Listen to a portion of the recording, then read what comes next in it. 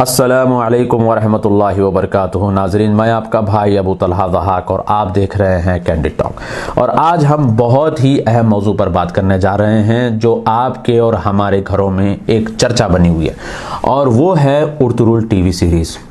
इस दौरान हम बात करेंगे उस्मानी सल्तनत कैसे बनी, और थोड़ा सा हम सऊदी अरब के ताल्लुक से भी बात करेंगे कि सऊदी अरब कैसे बना, और इसी तरीके से हम बात करेंगे 2023 की उस्मानी खिलाफत और उर्दुगान के ताल्लुक से। सबसे पहली बात नाजरीन, मैं आपको ये बात बता दूं कि अक्सर लोगों की तबीयत होती है कि वो अपनी तबीयत और मिजाज के हिसाब से चीज़ें सुनना और देखना पसंद करते हैं, और जैसे ही कोई चीज़ उनकी तबीयत के मुखालिफ होती है तो फौरी उसको रिजेक्ट कर देते हैं और रद्द कर देते हैं, और कहते हैं कि भाई इसको पैसे मिले हैं और पैसे खाकर ये सब बातें कर रहा है। तो नाजरीन, मैं आपको बता दूं कि ये हमेशा से लोगों की तबीयत रही है और लोगों का मिजाज रहा है।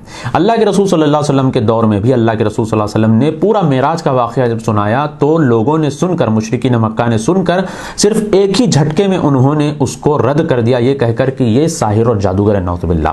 तो लोगों का हमेशा से हर दौर में ये मिजाज रहा है कि वो ऐसी चीज़ें सुनना चाहते हैं जो उनको पसंद है, जो उनको पसंद नहीं है वो चीज़ें सुनना नहीं चाहते। तो मैं आपको ये बात वाज़ेह कर दूं कि मुझे इस वीडियो बनाने के लिए कहीं से कुछ भी पैसे नहीं मिले हैं, और बल्कि मैं आपको बता दूं कि मेरा जो प्रोफेशन है, मैं एक IT कंसल्टेंट हूं, SAP कंसल्टेंट हूं, और मैं कंसल्टिंग करके अपनी रोजी रोटी अल्हम्दुलिल्लाह कमाता हूं।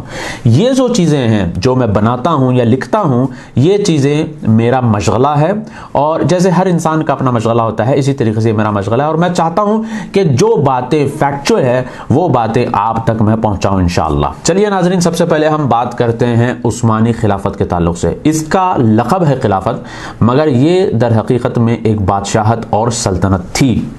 अक्सर लोग ये कहते हैं कि भाई ये खिलाफत थी, खिलाफत नहीं थी, बल्कि ये एक बादशाहत थी, क्योंकि इसके अंदर भी बाप के बाद बेटा और बाप के बाद बेटे की हुकूमत हुआ करती थी, और एक ख़ानदानी राज या एक ख़ानदानी हुकूमत इनकी थी। और उस्मानी सल्तनत जो है 1400 ईस्वी से लेकर 20वीं ईस्वी तक ये चली, यानी तकरीबन 600 साढ़े 600 साल तक ये चली। और इसके जो बानी थे वो थे उस्मान बर, जिसे उस्मान अव्वल भी कहा जाता है।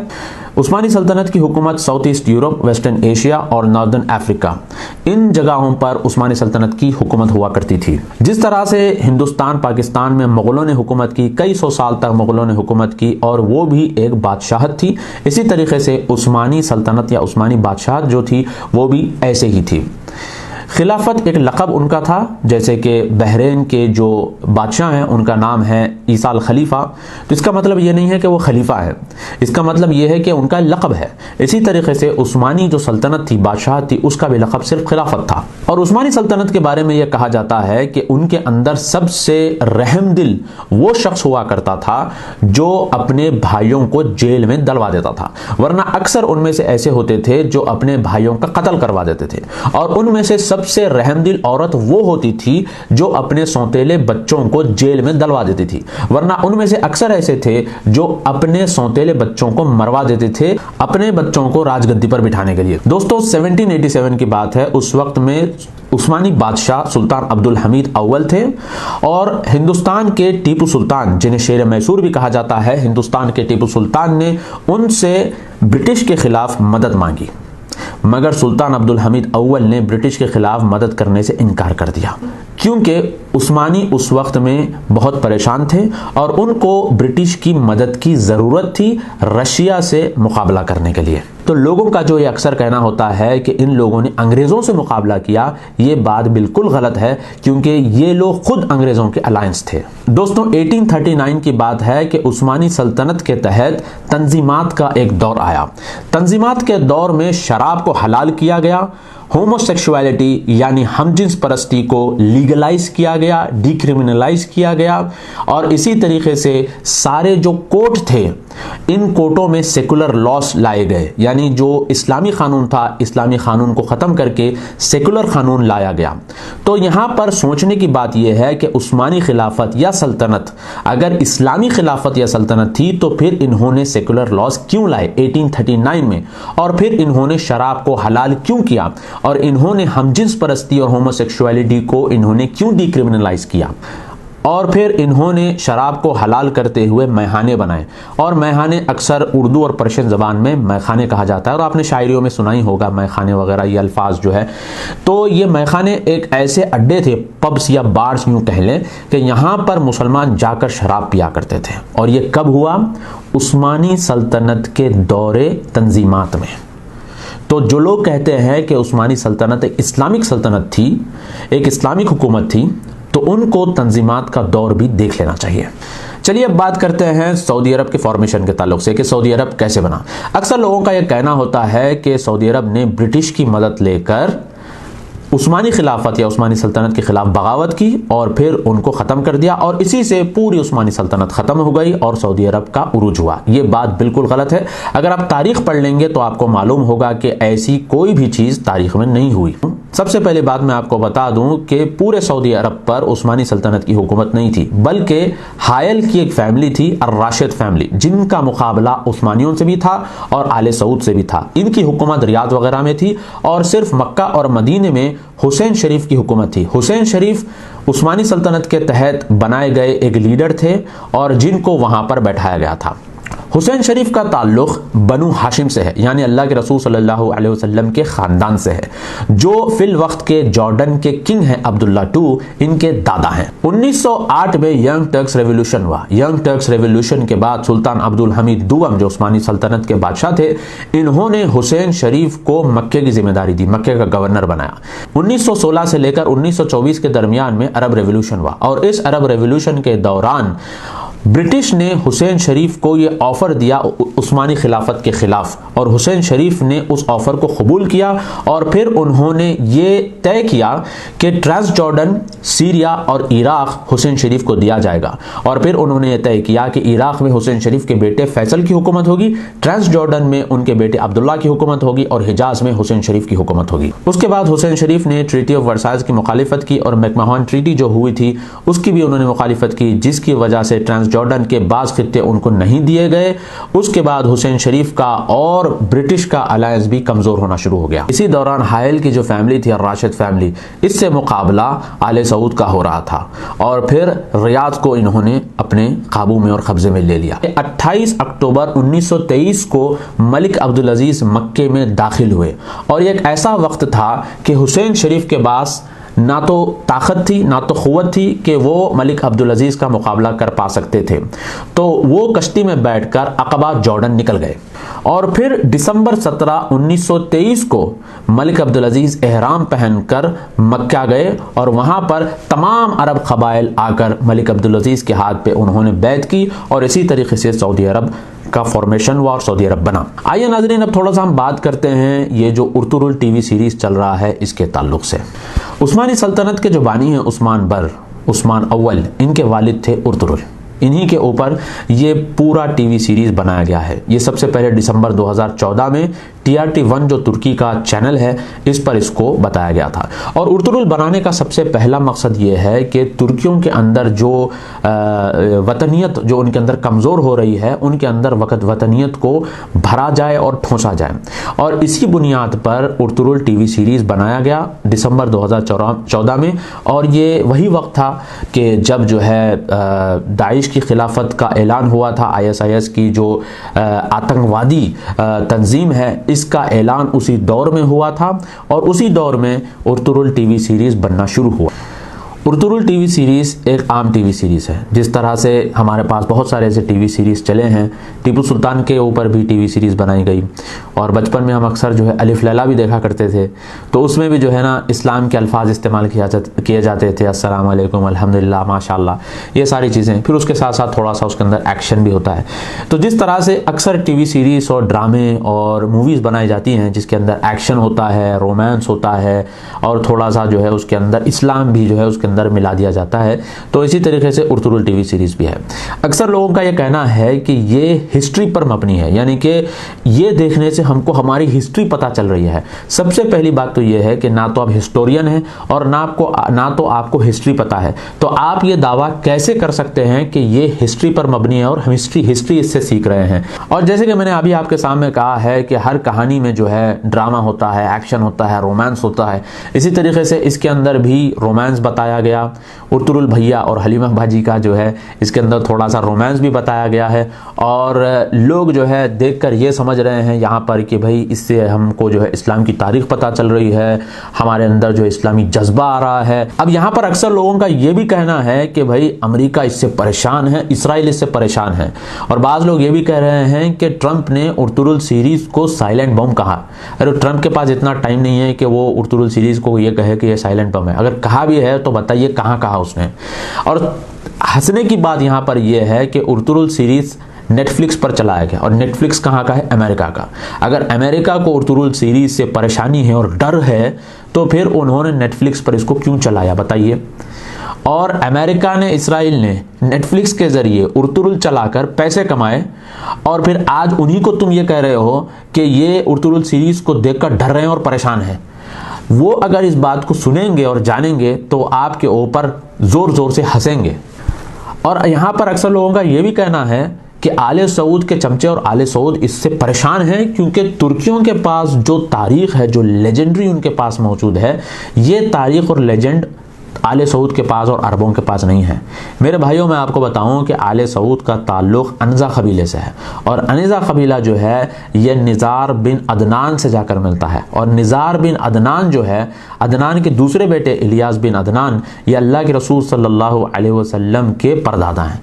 तो आले सऊद के जो परदादा हैं और अल्लाह के रसूल सल्लल्लाहु अलैहि वसल्लम के जो परदादा हैं, ये बनु अदनान से जाकर मिलते हैं। और बनु अदनान जो है ये इस्माइल अलैहिस्सलाम की औलाद में से है, और इस्माइल अलैहिस्सलाम इब्राहीम अलैहिस्सलाम के बेटे हैं। तो इनका जो शिजरा है आले सऊद का, ये होते हुए सहाबा से होते हुए सीधा जाकर इस्माइल अलैहिस्सलाम से मिलता है। तो इससे बड़ा लेजेंड आपको क्या चाहिए। और मैं आपको एक बात बता दूं यहाँ पर कि उर्तुगरुल सीरीज़ में सूफीज़म को प्रमोट किया जा रहा है, और इब्ने अरबी जिसके ताल्लुक़ से तमाम अहले सुन्नत के उलमा का ये मौक़िफ़ रहा है कि इसने अल्लाह होने का दावा किया था, यानी कि अल्लाह अपने अंदर समाने का इसने दावा किया था, और फिर इसके ताल्लुक़ से तमाम उलमा का ये अक़ीदा है कि यह ज़िंदीक़ है। मगर उर्तुगरुल सीरीज़ में इसको बहुत बड़ा अल्लामा, बहुत बड़ा पीर, बहुत बड़ा फ़कीर इसके अंदर बताया गया है। और मैं आपको ये भी बात बता दूँ कि उर्तुगरुल सीरीज़ के पीछे तैयब उर्दुगान जो तुर्की के प्रेसिडेंट है, इनका पैसा इसके पीछे लग रहा है। और आपको ये बात जानकर ताज्जुब होगा कि तैयब उर्दुगान जो है ये नक्शबंदी है। आप जाकर इसके ताल्लुक़ से मालूमात कर लीजिए कि तैयब उर्दुगान एक नक्शबंदी है, और नक्शबंदी सिलसिले से इनका ताल्लुक़ है, नक्शबंदी सिलसिले को ये फॉलो करते हैं। तो जाहिर सी बात है कि ये चाहते हैं कि अपने इन टीवी सीरीज़ के ज़रिए सूफीज़म को प्रमोट किया जाए। आइए नाज़रीन, अब हम बात करते हैं 2023 की खिलाफत और उर्दुगान के ताल्लुक़ से। आपने अक्सर इस चीज़ को सुना ही होगा कि 2023 में खिलाफत आने वाली है, और ट्रीटी ऑफ लौज़ान ख़त्म होने वाला है, और फिर उर्दुगान जो है पूरी मुसलमान दुनिया का एक वाहिद खलीफा बनने वाला है। अब ताज्जुब की बात यह है कि ट्रीटी ऑफ लौज़ान के ताल्लुक़ से तुर्कियों को जब पूछा गया कि भाई 2023 में ट्रीटी ऑफ लौज़ान ख़त्म होने वाली है और फिर पूरी दुनिया में खिलाफत उस्मानिया वापस आने वाली है, तो तुर्की खुद सुनकर इस बात को परेशान है, क्योंकि तुर्कों को खुद मालूम नहीं है कि 2023 में उनकी खिलाफत आने वाली है। ये देखिए, एक तुर्क बंदा है जिसका नाम है ओज़गुर एक्पिनार। ये कहता है कि ट्रीटी ऑफ लौज़ान ना तो 2023 में ख़त्म होने वाली है, ना 2070 में, और ना तो 2999 में। तो तुर्की खुद इस बात को लेकर सोच में है कि भाई हमारी खिलाफत आने वाली है और हमको ही नहीं मालूम है। और ये चर्चा हिंदुस्तान पाकिस्तान की ऑडियंस में चल रही है कि 2023 में उस्मानी सल्तनत आने वाली है और उस्मानी खिलाफत आने वाली है, और तुर्कियों को इसके बारे में मालूम ही नहीं है कि ट्रीटी ऑफ लौज़ान जो है 2023 में ख़त्म होने वाला है और उन्हीं की हुकूमत आने वाली है। नाज़रीन, मैं आपको एक चीज़ बता दूँ कि ये जो ट्रीटी ऑफ लौज़ान है ये 1923 में यूरोप और तुर्की के दरमियान में साइन हुई थी, और तुर्की के साथ उन लोगों ने ये डील की कि हम तुमको इंटरनेशनल रिकॉग्निशन देंगे, यानी हम तुमको दुनियावी सतह पर हम तुमको रिकग्नाइज करेंगे एज ए कंट्री, मगर इसके बदले में तुमको ये शर्तें पूरी करनी है। उसमें से बहुत सारी शर्तें ये थी कि जो है एनाटोलिया दे दिया जाएगा, और फिर जो है ग्रीक में जो मुसलमान हैं उनकी हिफाजत की जाएगी, जो नसरानी तुर्की में रहते हैं उनकी हिफाजत की जाएगी, ऐसा होगा, ये होगा, वो होगा। ऐसी बहुत सारी चीज़ें जो है ट्रीटी ऑफ लौज़ान में मौजूद है। और इसी तरीके से ट्रीटी ऑफ लौज़ान का आर्टिकल 17 में ये भी है कि तुर्की का जो है जो इजिप्ट और सूडान पे जो उनका राइट है वो जो है रिनाउंस कर दिया जाएगा, छोड़ दिया जाएगा। इसी तरीके से साइप्रस जो है साइप्रस का एनेक्सेशन जो है ये तुर्की रिकग्नाइज़ करेगा, और लीबिया के ताल्लुक से भी उसके अंदर ये चीज़ें मौजूद हैं। और ट्रीटी ऑफ लॉज़ान में कहीं भी ये मौजूद नहीं है ये चीज़ लिखी हुई कि 2023 में ट्रीटी ऑफ लॉज़ान ख़त्म होने वाला है और फिर मक्के और मदीने में आले सऊद को हटाकर तुर्की की हुकूमत आने वाली है। ये चीज़ कहीं भी लिखी हुई नहीं है।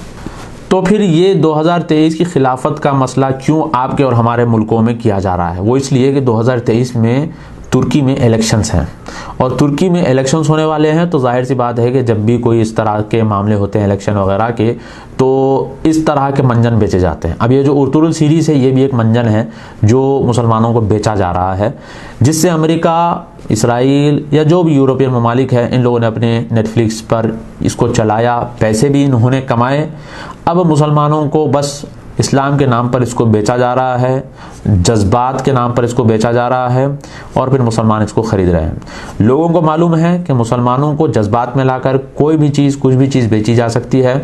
तो ये जो 2023 की खिलाफत के जो चर्चे हैं और ये सब जो चीज़ें की जा रही हैं, ये कुछ भी नहीं है, इसकी कुछ रियलिटी नहीं है, ये सिर्फ एक मंजन है, मुसलमानों को बेचा जा रहा है। अगर आपको याद होगा कि 2012 से लेकर 2014-15 के दरमियान में भी खिलाफत के नारे बहुत लगे, और इसी दौरान इराक़ और सीरिया में दाइश जो एक आतंकवादी तंजीम है इसका ज़ुहूर हुआ, और फिर अबू बकर बगदादी ने खलीफा होने का दावा किया। और आपको ये बात जानकर ताज्जुब होगी कि बेल्जियम, जर्मनी, यूरोप, ये तमाम ममालिक के जो लोग, जो मुसलमान, जज्बाती मुसलमान थे, जो दाइश ज्वाइन करना चाहते थे और जिन्होंने ज्वाइन किया, वो तुर्की पहुंचते थे। साउथ तुर्की, जुनूब तुर्की से तुर्की इंटेलिजेंस ने उनको सीरिया का रास्ता खोला और वहाँ से वो सीरिया के अंदर दाखिल हुए।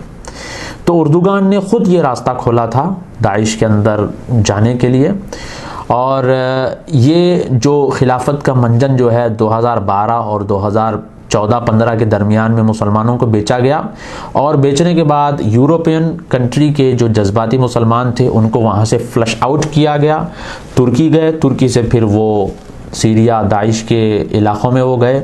जब वो वहाँ पे गए तो उनका क़त्ल आम वहाँ पे हुआ, उनकी औरतों को बांदी बनाया गया, और बहुत सारी उनकी बहनें, बेटियाँ और उनकी बीवियाँ जो है आज रेफ्यूजी कैंप्स में गुजारा कर रही हैं।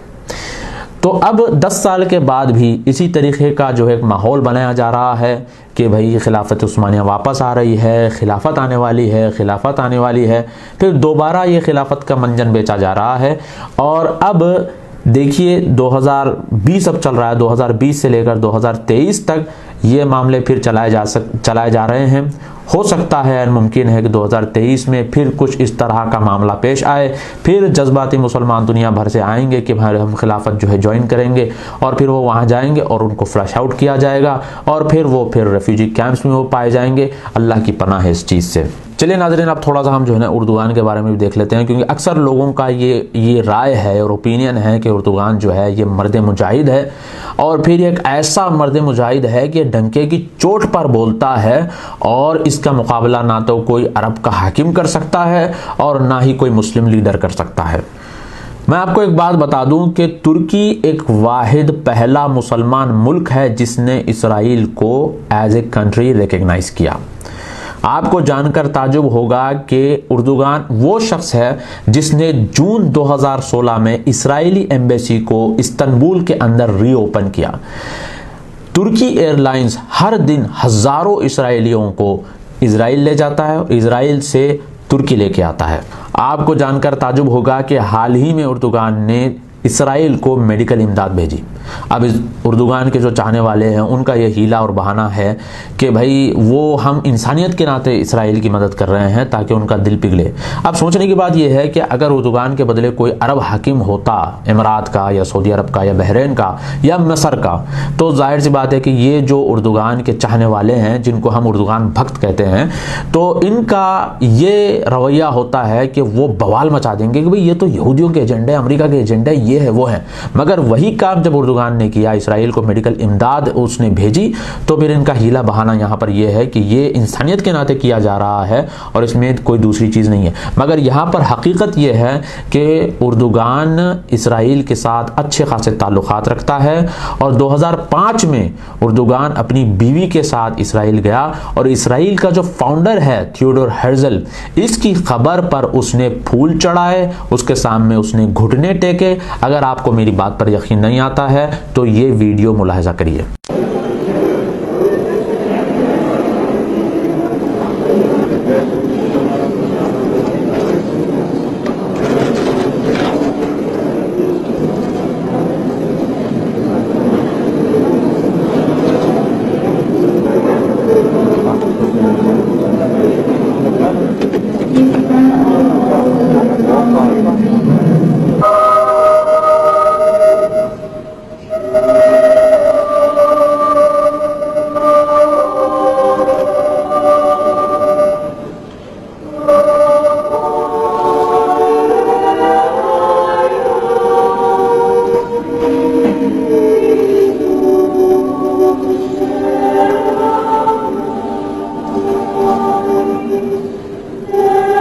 और यही वजह है कि तुर्की और इसराइल के जॉइंट मिलिट्री ड्रिल्स होते हैं। इसराइल के जो बूट्स हैं वो तुर्की में ही बनते हैं और इसराइल के जो यूनिफॉर्म्स हैं तुर्की में भी सिलते हैं। और जो वेस्ट बैंक जो फ़लस्तीन का हिस्सा है जहां पर इसराइल बहुत बड़ी दीवार खड़ी कर रहा है, इस दीवार का जो सीमेंट है सस्ते दाम में तुर्की ही इसराइल को बेचता है। यही नहीं मेरे भाइयों, 2003 में जब अमेरिका ने इराक के ऊपर हमला किया तो उर्दुगान के साथ उन्होंने डील की। 1 मार्च 2003 को ये डील हुई जिसमें यूएस ने उर्दुगान को $6 बिलियन दिए और उसके साथ साथ $2 बिलियन का मिलिट्री एड दिया गया। $24 बिलियन का एड कम इंटरेस्ट रेट पर उर्दुगान को दिया गया और कॉलिन पावेल ने उसी वक्त 2 बिलियन और 8 बिलियन इमीडिएटली उर्दुगान को दिए ताकि तुर्की का बेस अमेरिका को दिया जाए ताकि वो लोग इराक पर हमला कर सकें। अब लोगों का ये भी कहना होता है कि भाई उर्दुगान ने कई मिलियन सीरियंस को पनाह दी। मैं आपको ये बात बता दूं मेरे भाइयों कि उर्दुगान ने यूएन के साथ डील की कि 2016 तक जितने रेफ्यूजीज आएंगे, यानी हर कंट्री को रेफ्यूजी स्टेटस होता है और यूएन के साथ उनकी डील होती है कि तुम इतने मिलियन रेफ्यूजीज को लोगे, अगर तुम इतने मिलियन रेफ्यूजीज को लोगे तो हम इसके बदले में तुमको इतने बिलियन डॉलर जो है इमदाद और फाइनेंशियल एड तुमको देंगे। तो उर्दुगान ने यूएन के साथ ये डील की कि हम 2016 तक इतने मिलियन सीरियन रेफ्यूजीज को लेंगे, इसके बदले में तुम हमको इतने बिलियंस ऑफ डॉलर दोगे। जब ये इमदाद खत्म हो गई और फिर जितने रेफ्यूजीज को लेना था उससे कई ज्यादा रेफ्यूजीज तुर्की के अंदर आना शुरू हो गए, तो इसी मर्द मुजाहिद ने ग्रीक का बॉर्डर खोल दिया और फिर तमाम सीरियन रेफ्यूजीज को कह दिया कि भाई तुम लोग ग्रीक में चले जाओ, क्योंकि जो इमदाद यूएन दे रहा था वो इमदाद बंद हो गई और फिर ज्यादा लोग भी आ गए। तो उर्दुगान ने दरवाजा खोल दिया कि भाई अब तुर्की से निकलो और ग्रीक चले जाओ, यानी यूनान चले जाओ। तुर्की $4 बिलियन हर साल लीगल प्रोस्टिट्यूशन से कमाता है। वहां पर शराब हलाल है, प्रोस्टिट्यूशन जायज़ है, होमोसेक्सुअलिटी और हमजिन्स परस्ती लीगल है। अब आप मुझे बताइए कि ये कौन सी खिलाफत वापस आने वाली है। अक्सर लोग ये कहते हैं कि भाई अभी उर्दुगान धीरे धीरे करके जो है ये इस्लामिक बना रहा है। मैं आपको बताऊं उर्दुगान पॉलिटिक्स में तकरीबन 2002 से है। अभी अभी मैंने आपके सामने जिक्र किया कि 2003 में उर्दुगान ने यूएस मिलिट्री को हेल्प की इराक पर हमला करने के लिए, और ये एक ऐसा वक्त था जब उर्दुगान का एक भी अपोजिशन नहीं था। तो उर्दुगान अभी अभी पॉलिटिक्स में नहीं आया है, बल्कि वो 17-18 साल से 20 साल से पॉलिटिक्स में है। तो अब ये कौन सा धीरे धीरे की आप बात कर रहे हैं बताइए। तो यहाँ पर आपको समझने की ज़रूरत यह है मेरे भाइयों कि इस तरह के खिलाफत के नारों से और इस तरह के सियासी गिमिक्स, पॉलिटिकल गिमिक्स का आप शिकार मत बनिए। हक़ाइक़ पढ़िए, फैक्ट्स पढ़िए अगर आपको मेरी बातों पर यकीन नहीं आता है तो जाकर आप खुद ये चीज़ें मुलाहिजा करिए, पढ़िए, समझिए, आपको खुद पता चलेगा कि दुनिया में क्या चल रहा है और आपको खुद पता चलेगा कि किस तरह आपको उल्लू और बेवकूफ़ बनाया जा रहा है और किस तरह से खिलाफत के नाम पर और फिर इस्लामी हुकूमत के नाम पर या हुकूमत इलाहिया के नाम पर, हुकूमत नाफिज करने के नाम पर, अल्लाह का निज़ाम अल्लाह की ज़मीन पर नाफिज करने के नाम पर किस तरह से लोगों को बेवकूफ़ बनाया जाता है। यूसुफ करज़ावी जो इख्वानियों का बहुत बड़ा रहनुमा और लीडर है, इसने लीबिया को तबाह किया, सीरिया को तबाह किया। इसने फतवे दिए कि इनके सरों पर चढ़कर, इनके सीनों पर चढ़कर यहाँ के हाकिमों का कत्ल किया जाए, मगर आप देखेंगे कि इसके बच्चे अमेरिका में सेटल्ड हैं। आप देखेंगे कि ये कतर में लग्जूरियस ज़िंदगी गुजार रहा है, अय्याशी की सुकून की ज़िंदगी ये जो है कतर के अंदर गुजार रहा है। मगर मरने वाले कौन हैं? मरने वाले आम मुसलमान आपकी तरह और हमारी तरह है।